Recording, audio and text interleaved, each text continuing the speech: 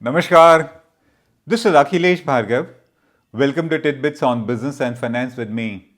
While we have yet another interesting analysis on the corona crisis and its impact on the economy, which we'll take it in our show tomorrow, today we discuss yet another virus which has infected corporate India, and we are talking about all those frauds, those blatant, shocking frauds that have taken place in Indian banking and corporate system, because of which institutions today are not trusted by the public anymore. Like in the case of the ILFS scam, where crimes have been committed by violating every possible law, and because of that, all the agencies got into investigation mode. ED got into picture, so did CBI, so did SFIO, Ministry of Corporate Affairs, SEBI, and the Reserve Bank of India. Thus, because of multiple violations across the board of every possible law, in the ILFS case, all agencies got into picture. So has been the case with the Yes Bank scam that has recently come to shock us. In the Yes Bank case again, regulatory failure was across the board. Compliance culture was missing in Yes Bank, and there have been need for every agency to get into picture. Today, many well-known names headed by Rana Kapoor are being interrogated and questioned by various agencies to see what was the role that they played and how do they benefit out of all these crimes that were committed. This particular scam, this particular crime that has been committed by Rana Kapoor has been a hybrid or a combination crime of sorts. It has had elements of the earlier crimes that we have seen. Thus, like in the case of Chanda Kochar, in the case of Rana Kapoor also, loans were given for bribes taken. Except that in this case, the bribes taken have been huge as compared to what Chanda Kochar took. CBI alleges that Rana Kapoor has amassed wealth of over 5,000 crores, which has come from bribes taken by him against bogus loans given. Like in the case of ILFS, even Yes Bank indulged in the crime of giving bogus fraudulent loans. And like in the case of DHFL, even Rana Kapoor had over 79 shell dormant entities, and those entities were used in order to siphon money away from the company. That is what the Vadwans did in the case of DHFL also. Thus, the Yes Bank scam, the Yes Bank crimes have been a hybrid, all elements were involved. And like any other corporate financial crime, fraudulent financial statements were made in the case of Yes Bank in order to hide all these shocking misdeeds of Rana Kapoor and his band of bandits.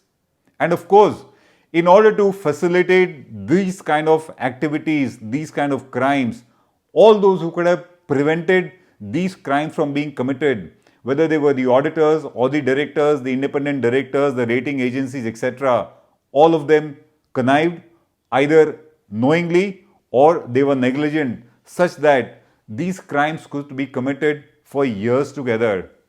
At the moment, Rana Kapoor is being questioned and so are all his mates in it. He is lodged in the Taloja jail, but his questioning by various agencies of course continues. The agencies have also started investigating the crimes that all others who were beneficiaries in the Yes Bank scam. The agencies are investigating, questioning all of them.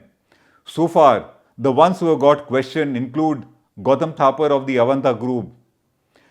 Yes Bank gave loans of over 2,200 crores to the Avanta Group, which have gone bad. They turned NPA. And CBI's allegation in the FIR which it has lodged in this case is that Gautam Thapar gave bribes worth over 350 crores to Rana Kapoor's family to facilitate these kind of loans. Mr. Anil Ambani of the Reliance Group has also been questioned, and his case, loans of 12,500 crores given by Yes Bank to his various companies have turned bad. They have turned NPA, they have not been paid. And interestingly, while his companies received these kind of loans from Yes Bank, his company Reliance Capital also gave loans worth 1,100 crores to Rana Kapoor's family. Thus, he has been questioned by ED once and he is expected to be called again for understanding to what extent has he and Rana Kapoor benefited in these transactions. Mr. Subhash Chandra, the promoter of Z Group, has also been questioned. And in this case, what is at stake is loans of 8,400 crores given by Yes Bank to the Z Group, which have turned bad. The others who are in the pipeline to be questioned and whose questioning has got delayed because of the lockdown that we are facing in the country are Sameer Gehlot, promoter of India Bulls, Peter Kerkar, promoter of Cox and Kings, Mr. Naresh Goyal, of course, promoter of Jet Airways, and 18 others, maybe of a lesser magnitude.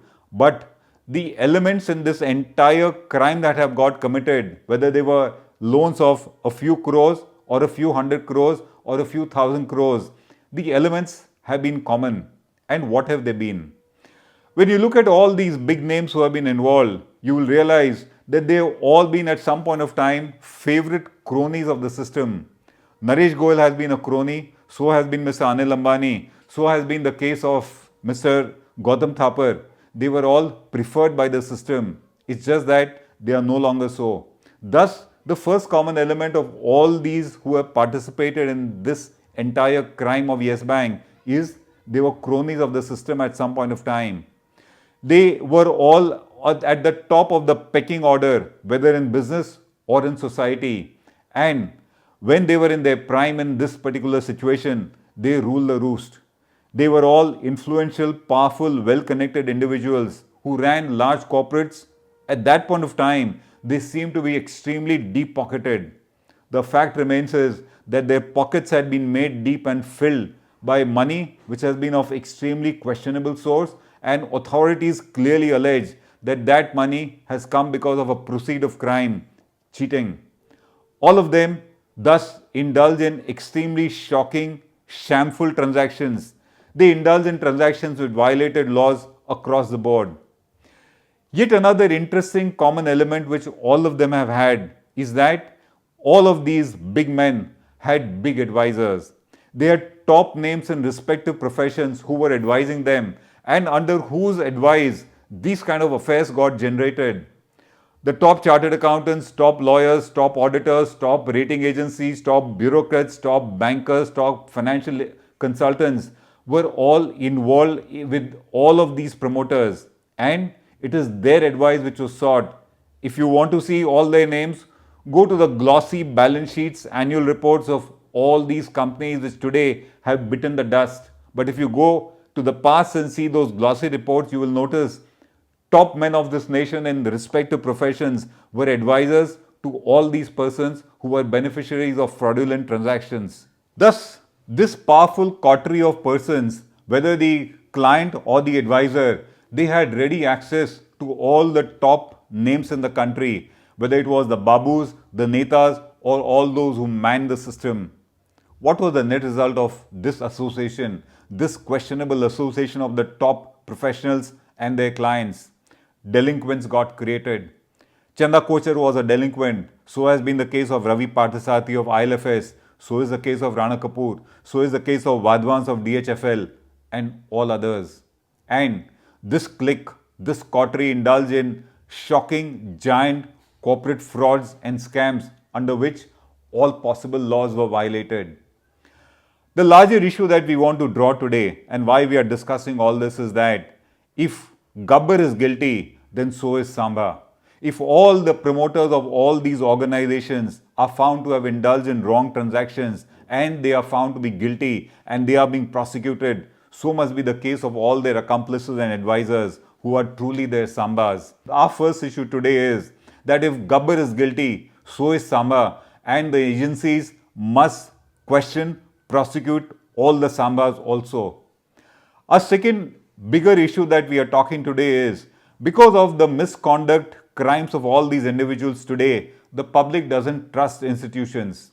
Institutional integrity has been compromised and lost because these top individuals, they collectively decided to let their integrity be compromised, of course for pecuniary personal gains. All of them collectively hijacked the institution that we trusted, such that today we virtually don't trust any. Thus, integrity of banks was compromised, of NBFCs was compromised, of large corporates was compromised, and of course, of all the advisors to all of them was also compromised to commit shocking crimes. The sad part is that these advisors were meant to advise their clients to follow the law, but their advice has not stood the test of truth, has not stood the test of law, and crimes got committed. And interestingly, if the private sector likes to say that it is the public sector which is corporate and indulges in crimes, then let's be very clear. All these cases that we have discussed just now involve the private sector. The private sector has been no paragon of ethics and scruples, and what we are seeing today is fallen institutions. It will take a lot of efforts for India to get this virus out of the system, and the fight will be far bigger than the coronavirus scam and crisis that we are witnessing at the moment. This is Akhilesh Bhargava signing off till we meet again. Namaskar. Now be the first to know about the latest updates on our new news app. Go on your Android or iOS, search for HW News Network. Download our app, choose the language you prefer to get updates in, and be up to date with the latest news.